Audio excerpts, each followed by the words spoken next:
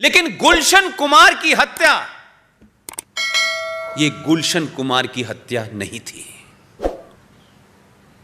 भारतीय film industry के अंदर गुलशन कुमार की हत्या एक सभ्यता को समाज करने की थी। जो मुझसे ज्यादा उम्र में बड़े हैं, जरा फ्लैशबैक में जाएं और याद करें कि उसके जाने के बाद कितनी फिल्मों में भजन और कीर्तन सुना आपने, कितने मंदिर देखे आपने। अब मौला रे मौला है। अब एक खास धर्म की लड़की को खास मजहब के लड़के से ही इश्क होता है। पूरा नरेटिव बदला आपने, और फिल्म इंडस्ट्री समाज के ऊपर असर डालती है, उसे चलाया जा रहा है। लिहाजा मेरा मानना है, मैं सबसे यह बात कहता हूं, एक बार सनातन का हाथ पकड़ लीजिए। एक बार आप सनातन परिवार का हाथ पकड़ लीजिए, दुनिया में किसी के पैर छूने की जरूरत नहीं पड़ेगी।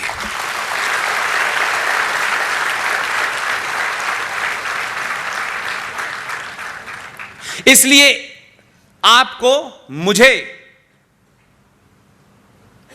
इतिहास ने एक मौका दिया है, एक अपॉर्चुनिटी दी है। कैरियर बनते हैं, बिगड़ते हैं, जीवन चलता रहता है। नौकरियां छूट जाती हैं तब भी घर चलता है, बुरे से बुरा वक्त आता है तब भी घर चलते हैं। लेकिन जब संस्कृति से, समाज से, सिविलाइजेशन से आप हटते हैं तो आप, न देश चलता है न राष्ट्र चलता है। इसलिए इसकी चिंता मत कीजिए कि आपके समाज ने कितने सीईओ बनाए। सीईओ बहुत आएंगे, चले जाएंगे, लेकिन यह सोचिए कि आपने इस राष्ट्र में कितने लोग ऐसे पैदा किए, कितनी माताएं ऐसी पैदा की, कितनी जीजाबाई आपने ऐसा पैदा की, जिससे कितने शिवाजी पैदा हुए।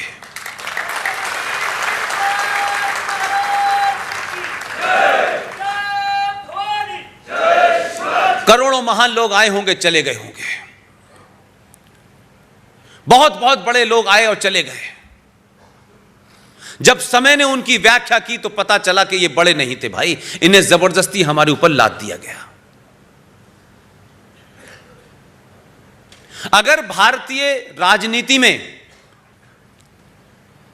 1947 तक जो भी लोग थे, मैं ये बात बिल्कुल डंके की चोट पे कहना चाहता हूं, तथ्यों और फैक्ट के साथ कहना चाहता हूं, जिन्हें हमने विजनरी मान लिया था, जिन्हें हमने महात्मा मान लिया था,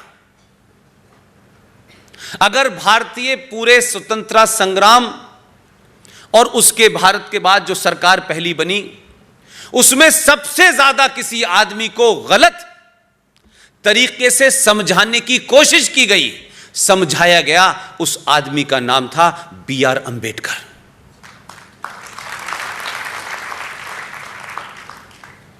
अगर मुझसे कोई ये कहे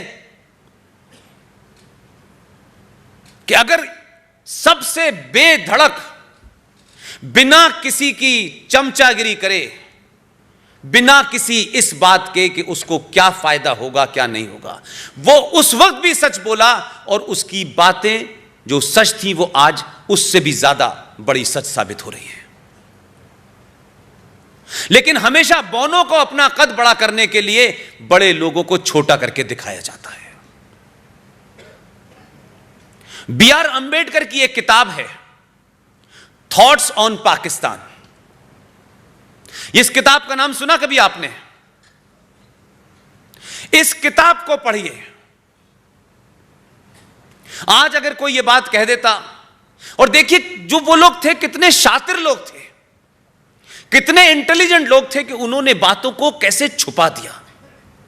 और वैसे हम लोग बड़े खोजी लोग हैं, भगवान राम के चरित्र के बारे में भी सवाल पूछते हैं, सीता के भी बारे में सवाल पूछने लगते हैं।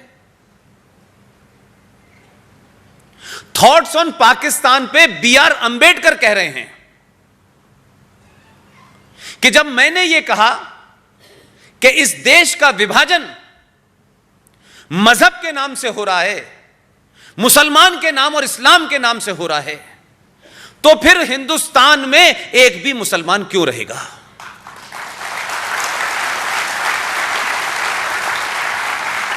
और जिसको पाकिस्तान बनाया गया, उस पाकिस्तान में एक भी हिंदू क्यों रहना चाहिए? लेकिन हम ऐसे तमाम लोग जो खरी खरी बात कह सकते थे, उनमें दम था, वो लिख के गए ताकि आने वाली जनरेशन को सच्चाई का पता चले। और वो जो विजनरी थे, जो आजादी से पहले ही नॉमिनेट हो गए थे भारत के प्रधानमंत्री, कुछ सच ऐसे होते हैं कि अगर सही समय पे न बोले जाएं तो फिर उन बोलने का कोई फायदा नहीं होता।